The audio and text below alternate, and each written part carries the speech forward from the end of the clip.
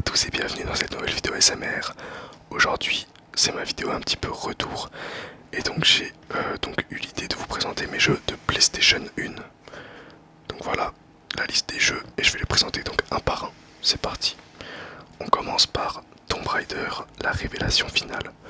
Un jeu qui m'a été offert d'ailleurs par Monsieur Discret SMR. Que je tiens à remercier personnellement parce que c'était vraiment un super cadeau de sa part.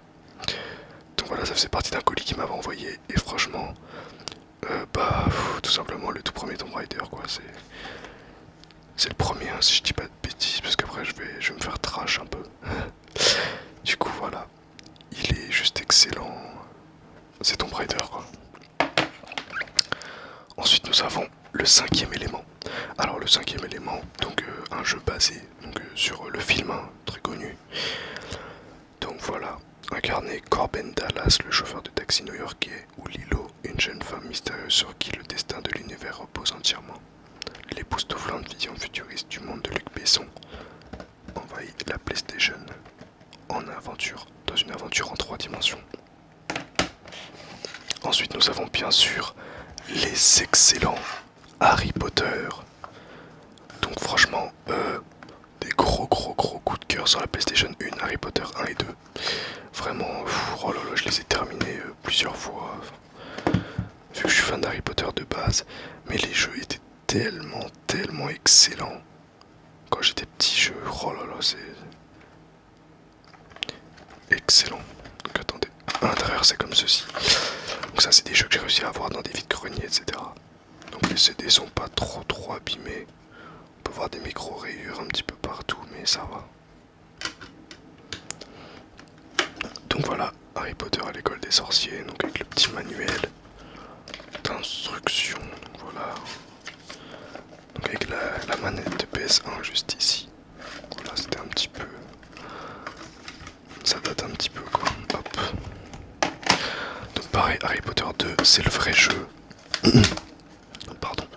Mais en fait, c'est pas la boîte officielle parce qu'il en avait pas, du coup il en a fabriqué une, mais bon. On va dire que la boîte passe quoi, parce que moi il y a l'illustration. Pareil, les aventures d'Alundra, excellent RPG. Donc qui peut nous faire penser à The Legend of Zelda. Donc c'est peut-être pour ça que je l'aime autant ce jeu, mais il est vraiment excellent. Il y a vraiment des mécaniques très intéressantes qui ont vraiment été bien pensées pour la PS1 à l'époque, franchement. Et en plus c'est une série limitée avec le guide inclus, tout ça, mais j'ai pas eu le guide quand je l'ai acheté malheureusement. Un autre jeu excellent, Bugs Bunny, la spirale du temps. Donc je me rappelle qu'avec mon petit frère on jouait à deux, parce que c'est un jeu en coopération comme c'est écrit ici. Donc en fait le but c'était de ramasser des sortes d'engrenages pour ouvrir les temples, etc. C'était vraiment un jeu super drôle. Alors là mon autre coup de cœur, un autre coup de cœur excellent, mais vraiment excellent, Spyro the Dragon. Voilà, mon accent n'est pas à la hauteur de la qualité de ce jeu, mais bon. Spyro, c'est oh là, une licence que vraiment, dans mes licences préférées avec The Legend of Zelda, franchement, excellent jeu, excellent jeu. Donc pareil, c'était une édition où il y avait Spyro et Crash Bandicoot. Je sais pas si c'était dans une édition spéciale, mais en tout cas, si je crois que c'était une édition spéciale justement, et où il y avait aussi Crash Bandicoot qui était... ils étaient en concurrence les jeux. Je suis pas du tout sûr de ce que j'annonce pour l'édition, mais en tout cas quand je l'ai acheté il y était. Et le jeu est pratiquement neuf, hein. On peut clairement voir qu'il est pratiquement neuf, juste des traces de doigts. J'y ai pas joué hein, parce que c'est juste pour la collection, c'est injouable. Hein. La caméra est... Enfin c'était un bon jeu pour l'époque, mais aujourd'hui c'est vraiment difficile d'y rejouer en fait tout simplement. Parce que c'était juste, voilà quoi, c'était à l'époque c'était bien. Mais du coup les mécaniques actuelles qui ont facilité, par exemple les déplacements de caméra, etc. sont plus d'actualité quoi. Enfin, ils n'étaient pas d'actualité à l'époque. Oddworld, pareil, un jeu mais excellent. Un jeu mais fantastique. Ça c'était un jeu, quand j'étais petit j'y comprenais rien, j'ai jamais réussi à le finir quand j'étais petit. Et j'ai réussi à le finir en fait que avec la nouvelle version New and Tasty. Parce que du coup c'est un remake en HD sur PC. Parce que quand j'étais petit en fait c'était beaucoup trop dur. Il y avait vraiment des niveaux où il fallait sauter au pixel près pour éviter des petites mines explosives qui explosaient au contact de Abe.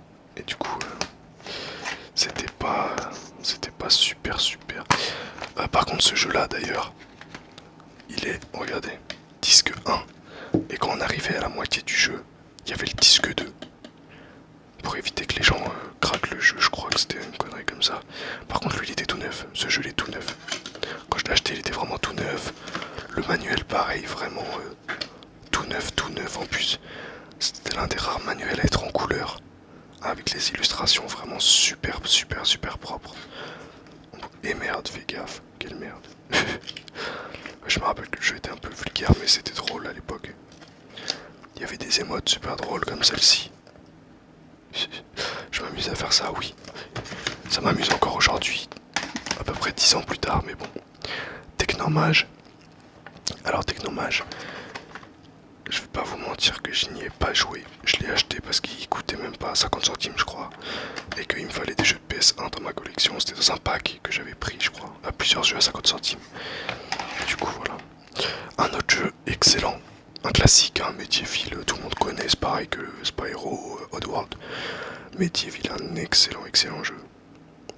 Perdu dans les limites, dans les lampes temporelles, l'histoire de Gallowmer est celle du pays où la magie a pris le pas sur la science et où Zarok, le sorcier à l'âme torturée, exploite ses pouvoirs les plus sombres. Sœur Daniel Fortesque est la seule personne qui puisse l'anéantir. Malheureusement, sa mort remonte déjà à des centaines d'années. En gros, on est ressuscité en chevalier squelette, et il y a plein d'armes, tout ça qu'on utilise contre l'ensorceleur à l'esprit tortueux. Un aventure style jeu de rôle pour rédaction mettant en scène une histoire envoûtante, pleine d'humour. C'est vrai que le jeu était drôle. Et oh là là, bah alors là, même pas besoin de vous le présenter. Resident Evil. Voilà. Imprésentable, hein. Franchement, le présenter, ça sera insultant parce que voilà. On n'a rien à dire sur Resident Evil. Donc voilà. Pour tous mes jeux PlayStation 1. Voilà, ce sont tous mes jeux PlayStation 1. Donc, j'espère en tout cas que cette vidéo vous aura plu. Si c'est le cas, n'hésitez pas à me mettre un petit pouce bleu sur la vidéo. Voilà, j'aime pas le demander, mais au moins c'est pour vous montrer ce que le retour de... Enfin, mon retour, est-ce que mon retour plaît ou pas à la communauté ASMR? Dites-moi dans les commentaires. Et voilà, à une prochaine vidéo. Je vais en refaire une bientôt, ne vous en faites pas. Salut à tous.